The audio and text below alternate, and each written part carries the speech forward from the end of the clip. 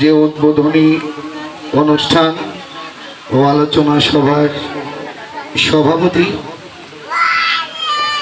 ও যিনি প্রধান অতিথি বাংলাদেশ আদিবাসী ফোরাম ফরিদপুর জেলা শাখার সভাপতি বাবু নিতাই চন্দ্র সিং ও মঞ্চে উপস্থিত আছেন আমার শ্রদ্ধাভাজন গুরুজন ও ব্যক্তি অ্যাডভোকেট বঙ্কিম চন্দ্র চৌধুরী, আইনজীবী, ফরিদপুর সদর ফরিদপুর, আরও যারা আছেন যাদের অক্লান্ত পরিশ্রমে এই আয়োজিত উৎসব আজ শুরু হচ্ছে।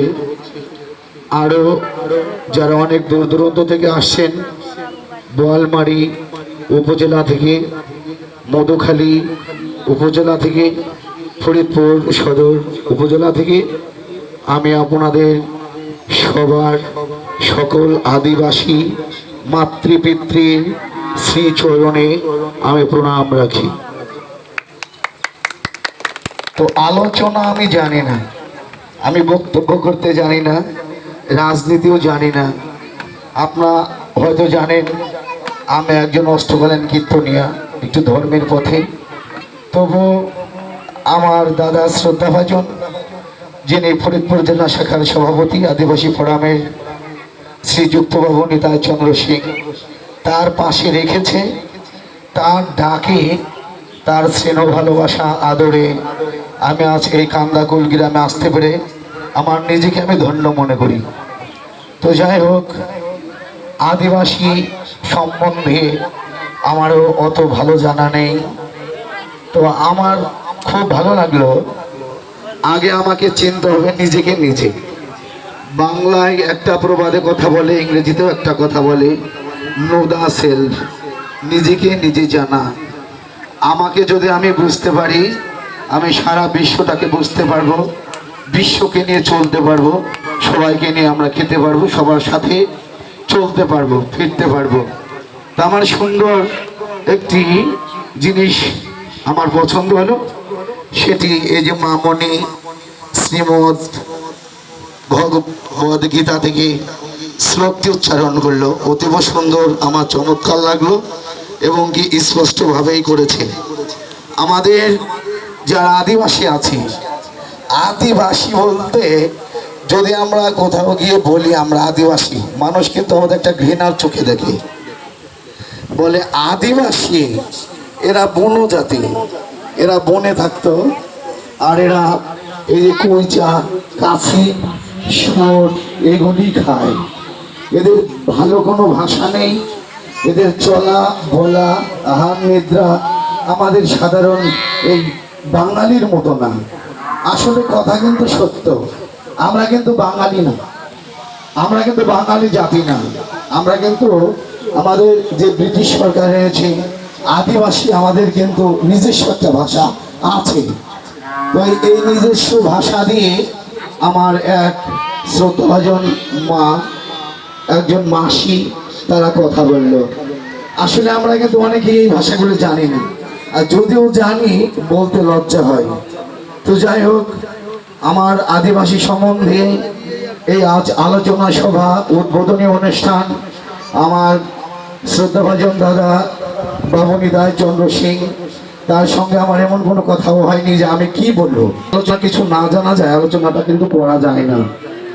আমি একটা কথাই বলবো যে আমাদের আদিবাসীদের পরিবর্তন হচ্ছে, পরিবর্তন হচ্ছে ঘরের, পরিবর্তন হচ্ছে মানুষের, পরিবর্তন হচ্ছে শিক্ষার, কিন্তু আমাদের পরিবর্তনটা করতে হবে কিন্তু মনের।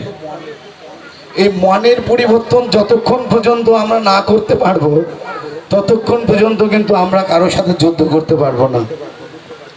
আমরা পড়েছি শিক্ষা জাতির মেরুদণ্ড, আমাদের শিক্ষার থেকে অগ্রসর হতে হবে। যদি শিক্ষায় সুশিক্ষায় শিক্ষিত না হতে পারি, আমরা যে আদিবাসী এটা কিন্তু আমরা যুদ্ধ করতে পারবো না, আমরা জোরদার করতে পারবো না।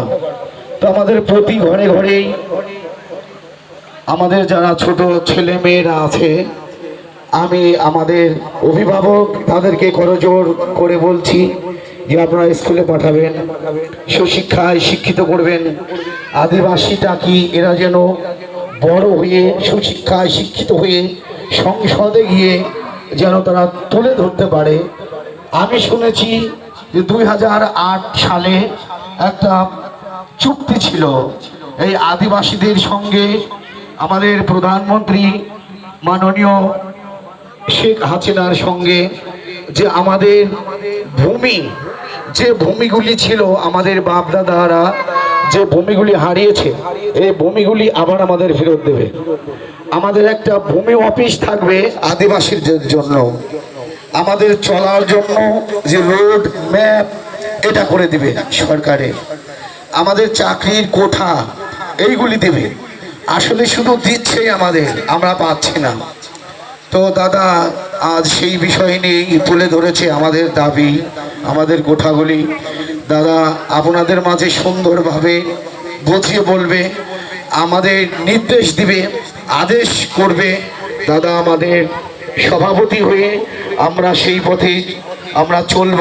আমাদের ন্যায্য অধিকার আদায় করার জন্য আমরা চেষ্টা করব। আমি সেই জন্য আর মূল্যবান সময়কে আমি নষ্ট করতে চাই না।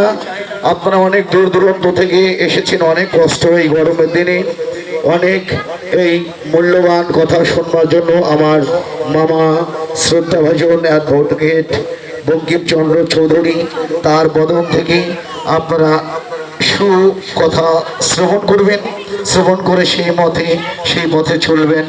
আমি এই বলেই আমার সংক্ষিপ্ত বক্তব্য আমি এখানেই শেষ করছি। সবাইকে নমস্কার।